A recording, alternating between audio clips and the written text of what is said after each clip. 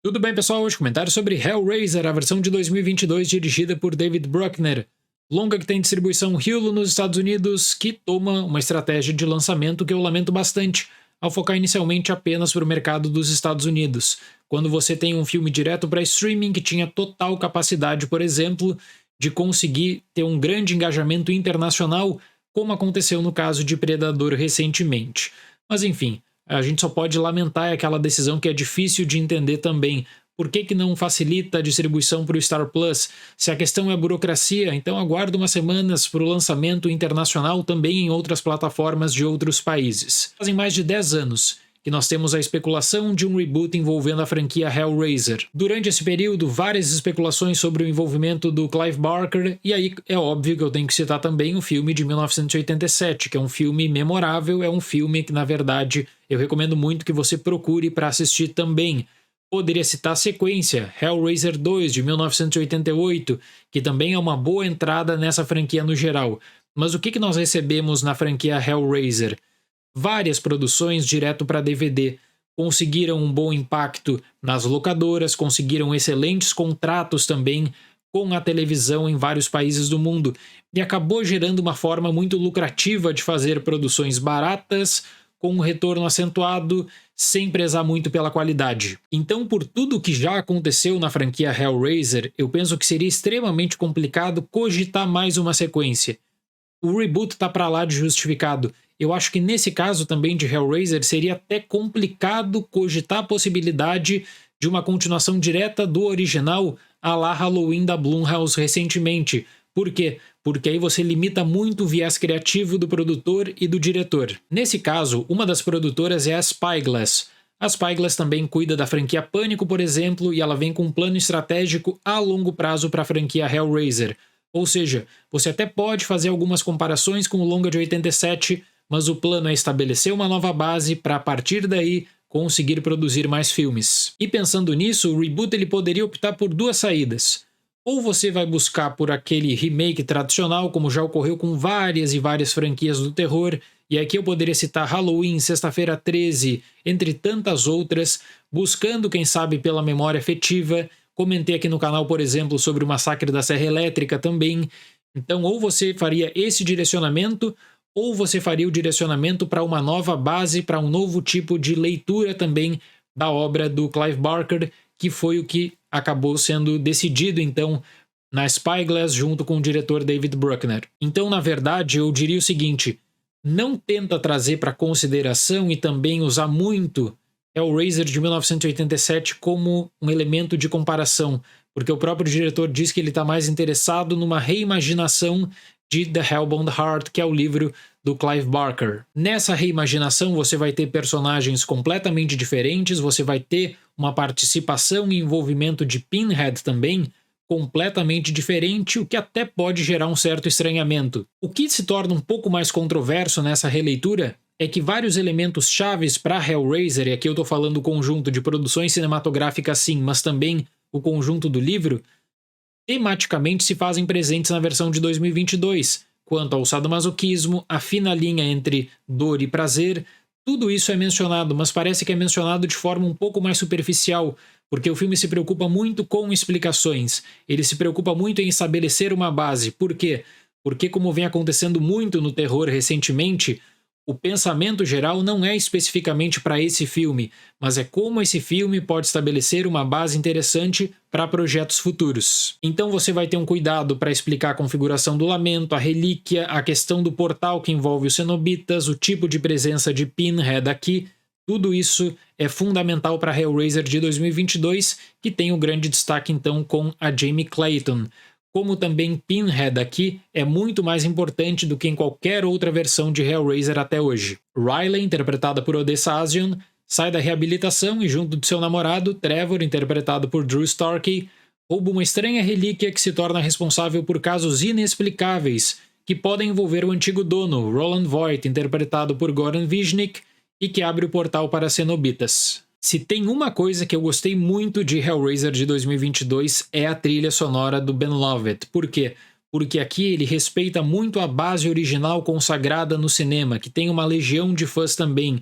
ele traz elementos completos da trilha de Hellraiser 1 e também elementos da trilha de Hellraiser 2, assinadas por Christopher Young. Eu diria que o design sonoro é muito importante para Hellraiser de 2022, como você tem uma mixagem que se preocupa com uma situação de medo onde a fuga parece não ser possível. Então existe esse trabalho de trilha, a voz de Pinhead, por exemplo, que é super importante também em alguns momentos, junto da questão que envolve, claro, a dor e o sofrimento. Eu sei que muita gente vai acabar pegando o filme de 87, vai fazer uma comparação direta de elemento por elemento, quanto à história, quanto ao tipo de desenvolvimento do livro, e aqui eu ressalto a diferença nos personagens de The Hellbound Heart e também pro longo original. Eu respeito muito esse tipo de abordagem. A única comparação que eu faria, de fato, nesses dois filmes seria quanto à trilha sonora, que é uma efetividade realmente semelhante. Considero a versão de 87 ainda melhor, mas eu respeito muito alguns tipos de avanços que ocorrem nessa versão de 2022. O que eu quero dizer é que às vezes a expectativa é tão grande que você pode imaginar por aquele filmaço, sabe? Até porque a franquia Hellraiser vinha com entradas bem ruins.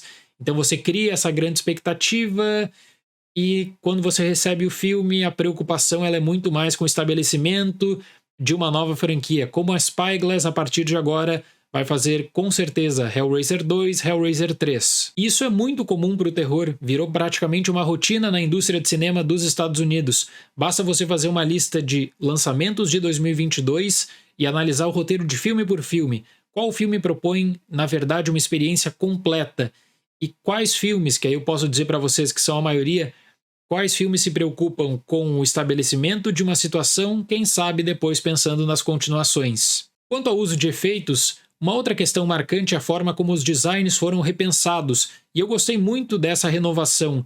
Só que, por muitos casos, o complemento gráfico pode tornar as coisas um pouco mais superficiais, especialmente quando comparado ao combo imbatível, na minha opinião, de maquiagem e efeitos práticos. Eu me lembro que na época do anúncio da Jamie como Pinhead, muitas pessoas acabaram protestando, falaram que iam boicotar o filme, e me causa um certo espanto de pensar que tem gente que sequer vai cogitar dar play em Hellraiser porque a Jamie Clayton é Pinhead. E aí a pessoa vai direcionar, poxa, lá é completamente diferente da versão de 87, do que já foi tradicional no cinema, mas é que a leitura também ela é diferente.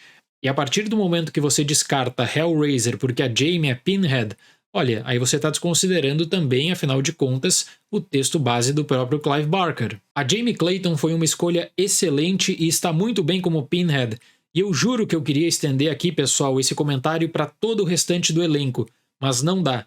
O filme perde cerca de 40 minutos tentando criar conexões relevantes de namoro, amizade, elos familiares, mas se torna muito perdido na medida em que o vício, que atua como uma ponte para lidar com o prazer e sofrimento, acaba sendo abandonado a seguir. O problema é que Hellraiser toma uma decisão que é cada vez mais comum para o terror, muito também por conta da contenção de custos, que é de você reunir todo mundo em um cenário e aí precisar decidir tudo em um cenário. Então a releitura, ela parece que ela é interessante para trazer novos personagens, mas não para integrar definitivamente uma nova situação.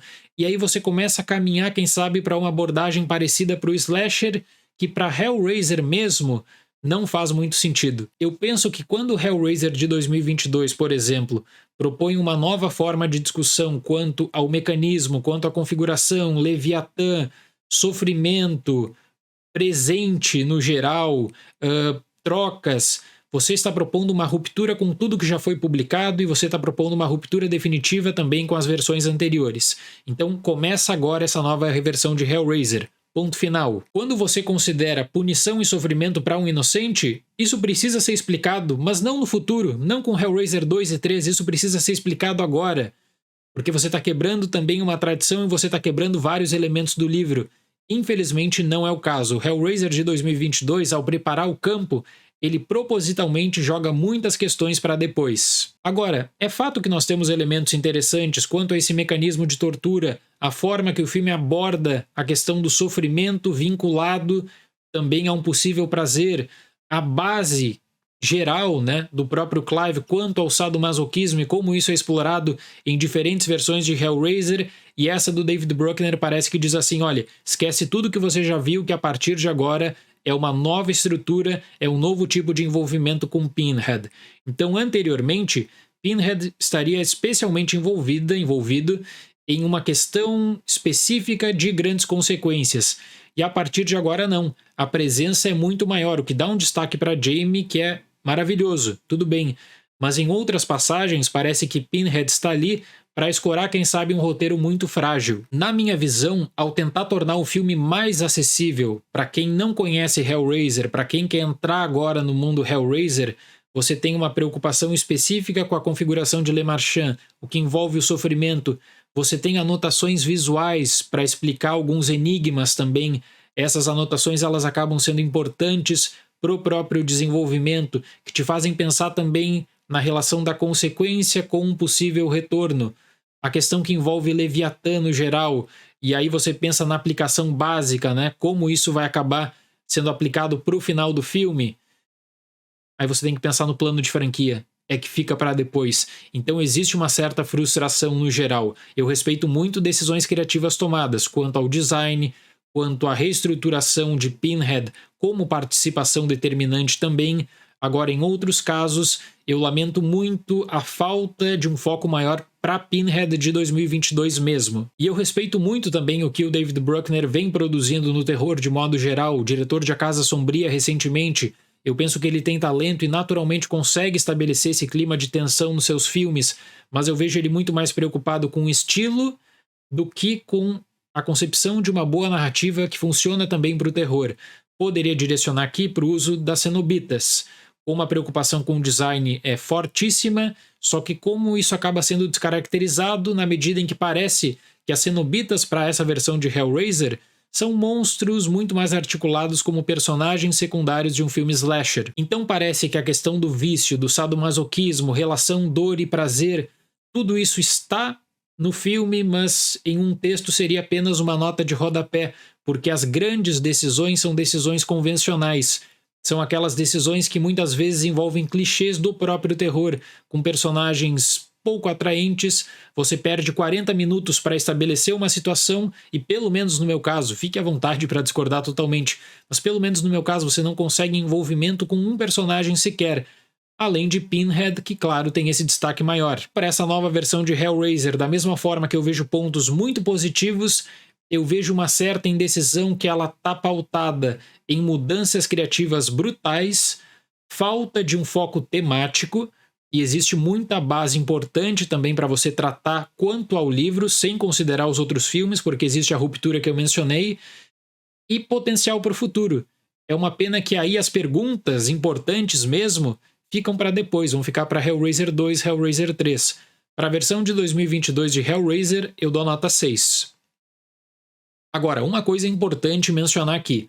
A franquia Hellraiser era aquela franquia que muitas pessoas consideravam que estava morta, que funcionaria apenas para produção, direto para streaming, direto para DVD, Blu-ray, de forma muito barata e que não teria mais o potencial para um reboot mesmo. Que faltava elementos para justificar um reboot. Agora você tem uma base do zero, você tem uma nova jornada que com certeza vai ser explorada em breve pela Spyglass com mais anúncios. Certo, pessoal? Muito obrigado pela atenção, até o próximo vídeo e tchau!